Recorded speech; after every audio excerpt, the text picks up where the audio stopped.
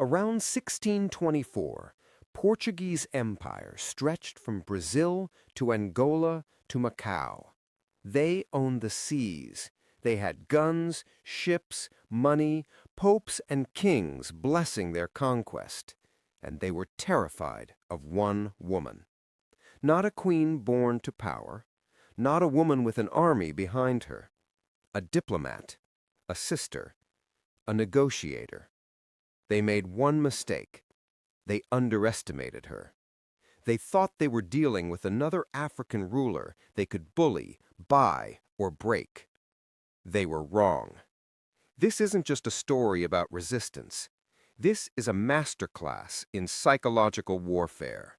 This is about how a woman with nothing but her wit and will brought the world's first global empire to the negotiating table and made them kneel.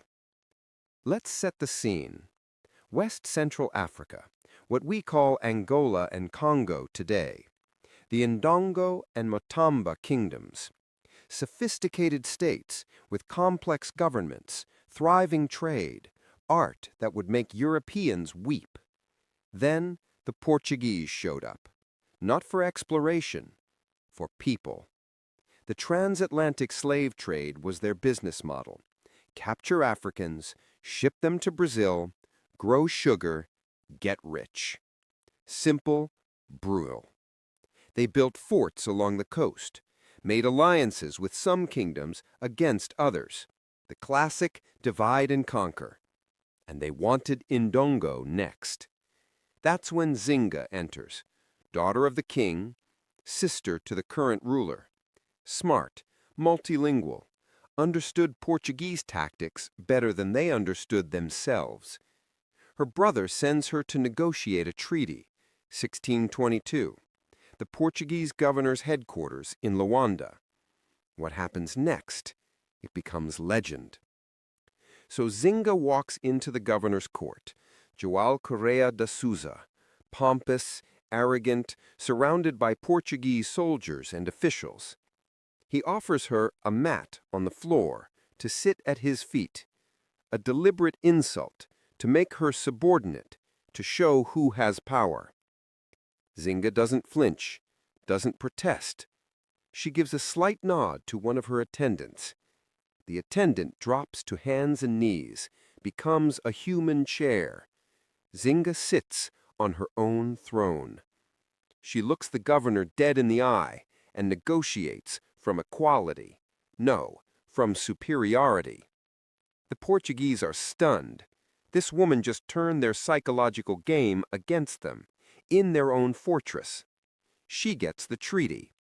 Peace between Ndongo and Portugal, an end to slave raids, recognition of Ndongo sovereignty. But here's the thing about empires. Their signatures are written in water. The Portuguese break the treaty before the ink dries. They keep raiding. They keep enslaving. They keep expanding. Nzinga's brother dies. Some say poisoned. The Portuguese see their chance to install a puppet. But the Ndongo people, they've seen Nzinga's strength. They make her queen. The Portuguese are furious. A woman ruling? Unthinkable to them. They declare war. What follows is 38 years. 38 years of relentless warfare. Nzinga does something no African leader had done before. She creates a sanctuary state. She conquers Mutamba Kingdom and turns it into a rebel base, a haven for escaped slaves, a training ground for her army. She forms the first African anti-colonial coalition.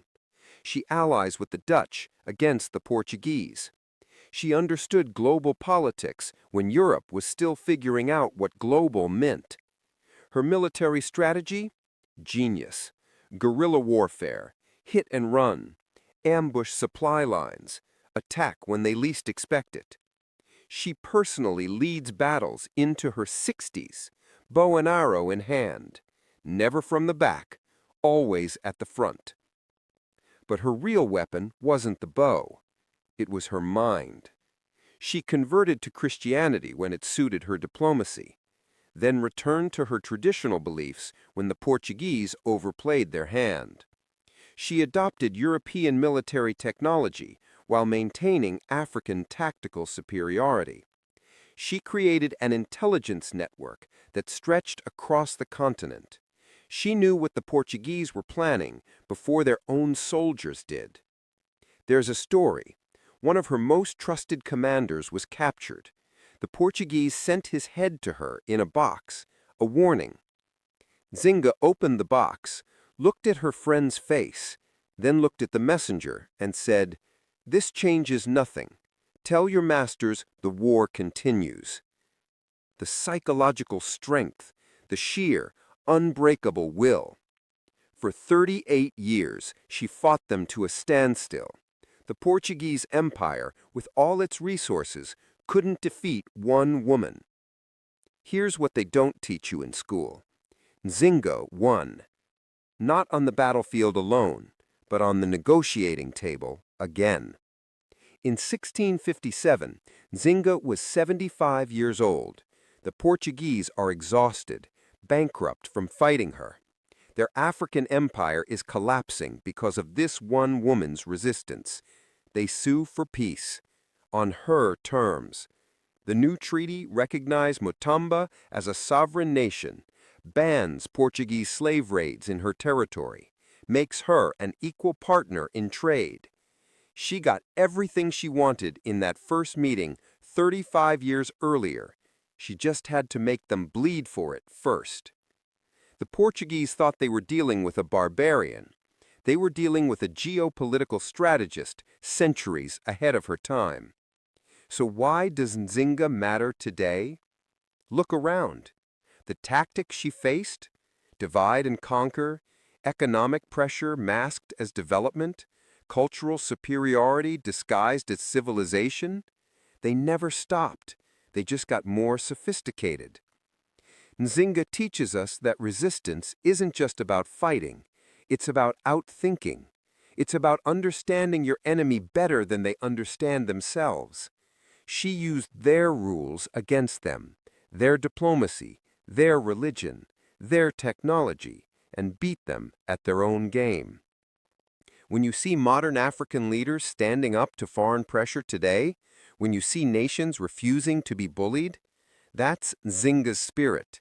She proved that will can defeat resources, that strategy can defeat strength, that one person's refusal to kneel can inspire generations.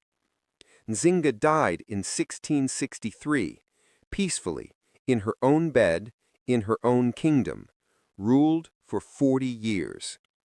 The Portuguese wrote her out of their history books, called her a witch, a savage, anything to hide the truth that an African woman humbled their empire. But we remember.